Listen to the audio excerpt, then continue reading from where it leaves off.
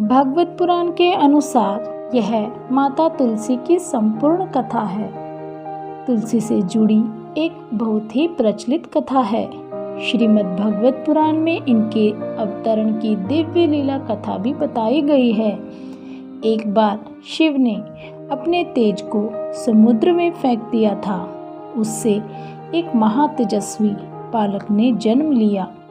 यह बालक आगे चलकर जलंधर के नाम से पराक्रमी दैत्य राजा बना।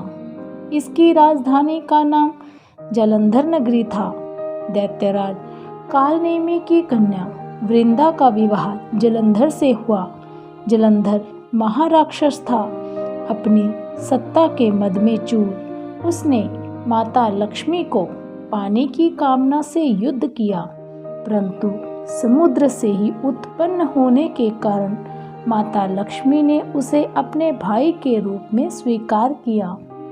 वहां से पराजित होकर वह देवी पार्वती को पाने की लालसा से कैलाश पर्वत पर गया।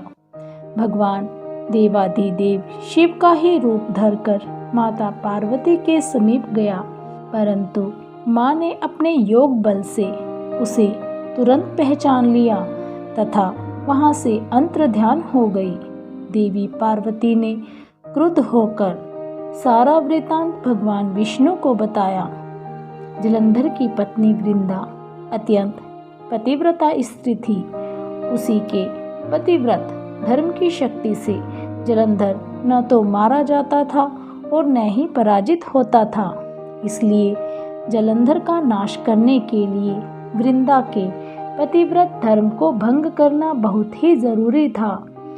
इसी कारण भगवान विष्णु ऋषि का वेश धारण कर वन में जा पहुँचे, जहाँ वृंदा अकेली भ्रमण कर रही थी। भगवान के साथ दो मायावी राक्षस भी थे, जिन्हें देखकर वृंदा भयभीत हो गई। ऋषि ने वृंदा के सामने पल में दोनों को भस्म कर दिया। उनकी शक्ति देखकर वृंदा ने कैलाश पर्वत पर महादेव के साथ युद्ध कर रहे अपने पति जलंधर के बारे में पूछा। ऋषि ने अपने माया जाल से दो वानर प्रकट किए। एक वानर के हाथ में जलंधर का सिर था तथा दूसरे के हाथ में धड़। अपने पति की यह दशा देखकर वृंदा मूर्छित होकर गिर पड़ी। होश में आने पर उन्होंने ऋषि रूपी भगवान से विनती की कि वह उसके पति को जीवित करे।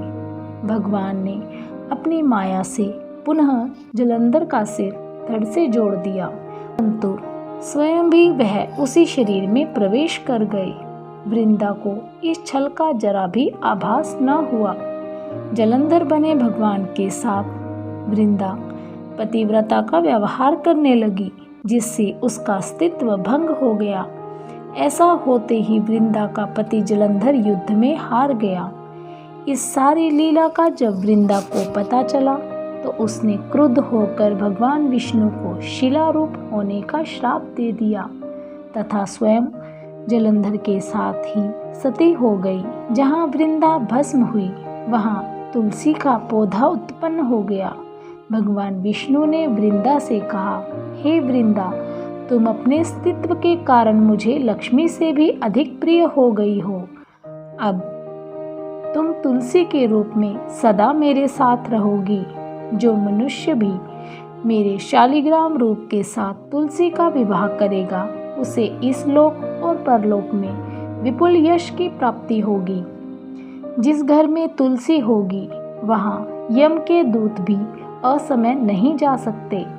गंगा व नर्मदा के जल में स्नान तथा तुलसी का पूजन बराबर माना जाता है। चाहे मनुष्य कितना भी पापी क्यों न हो, मृत्यु के समय जिसके प्राण मंजरी रहित तुलसी तथा गंगा जल मुख में रखकर निकल जाते हैं, वह पापों से मुक्त होकर वैकुंठ धाम को प्राप्त होता है। जो मनुष्य तुलसी व आंवलों की छाया में अपने पितरों का श्राद्ध करता है, उसके पितृ मोक्ष को प्राप्त हो जाते हैं। उसी दैत्य जलंधर की यह भूमि जलंधर नाम से विख्यात है। बोलो श्री कृष्ण भगवान की जय, तुलसी माता की जय।